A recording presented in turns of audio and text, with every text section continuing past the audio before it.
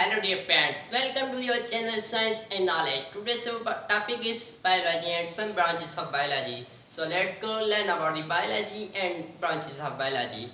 Biology हम किसे कहते हैं? Bio means life and logos means study. Some study of life is called biology भी कह सकते हैं या फिर और कोई definition इस तरह से हो सकती है कि organisms and different phenomena of life is called biology. Biology एक साइंस की ब्रांच है। उसकी कुछ अहम ब्रांचेस है, वो तीन हैं।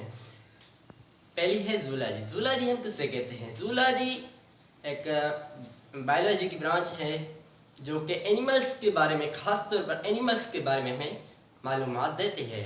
और दूसरी है बॉटनी। बॉटनी हम किससे कहते हैं? प्लांट्स के बारे में, ख़ास तौर पर प्लांट्स के बारे में जो हमें नॉलेज दे उसे हम कहते हैं बॉटनी। और तीसरी हमारे पास एम ब्रांच है माइक्रोबायोलॉजी। माइक्रोबायोलॉजी हम उसे कहते हैं जो कि बायोलॉजी की ब्रांच है जो कि हमें नॉलेज देती है माइक्रो ऑर्गेनिजम्स के बारे में। और हमारे पास ये भी बात आ गई कि माइक्रो ऑर्गेनिजम्स किसे कहते हैं? जो ऑर्गेनिज्म हमारी नेक्ड आई से ना दिखें, हम उसे माइक्रो ऑर्गेनिजम्स कहते हैं जो कि माइक्रोस्कोप के जरिए देखे जाएं। तो फिर चलिए चलते हैं मेन ब्रांचेस के बारे में पढ़ने के लिए। तो हमारे पास पहली है morphology. Morphology is a branch of biology which deals with external structure of organisms. External structure जो कि बाहरी बनावट होती हैं ऑर्गेनिजम्स की, उसके बारे में हम मॉर्फोलॉजी में मालूमात हासिल करते हैं। और दूसरी है एनाटॉमी। एनाटॉमी इंटरनल स्ट्रक्चर, मतलब कि ये मुखालिफ है मॉर्फोलॉजी के काम से मुखालिफ है।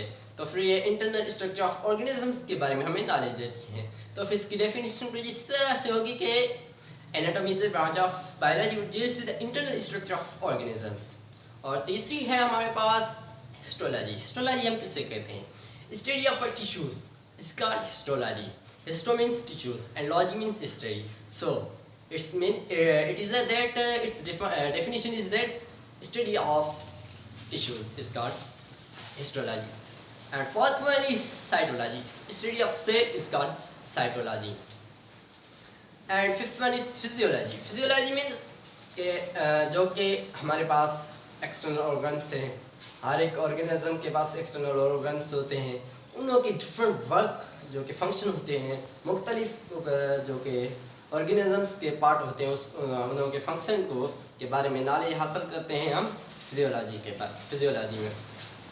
And six one is ecology. Ecology और environmental biology is the same thing, it's nothing different in it's.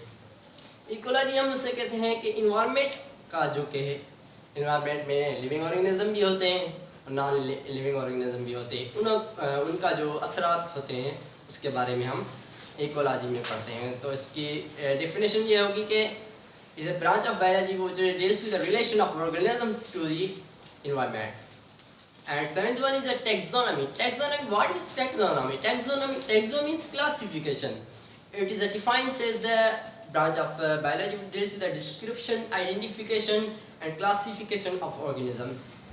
जो कि ऑर्गेनिजम्स को क्लासीफाई किया जाता है स्पीशीज में, ग्रुप्स में या क्लास में, वो हम टैक्सोनॉमी में नॉलेज हासिल करते हैं।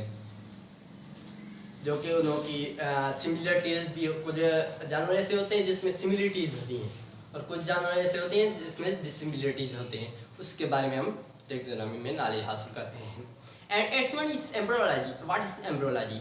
Embryology is a branch of biology which deals with the development of embryo in the plant. Embryo जो कि डेवलपमेंट होती है उसकी प्लांट बनने तक हम एम्ब्रियोलॉजी में नॉलेज हासिल करते हैं।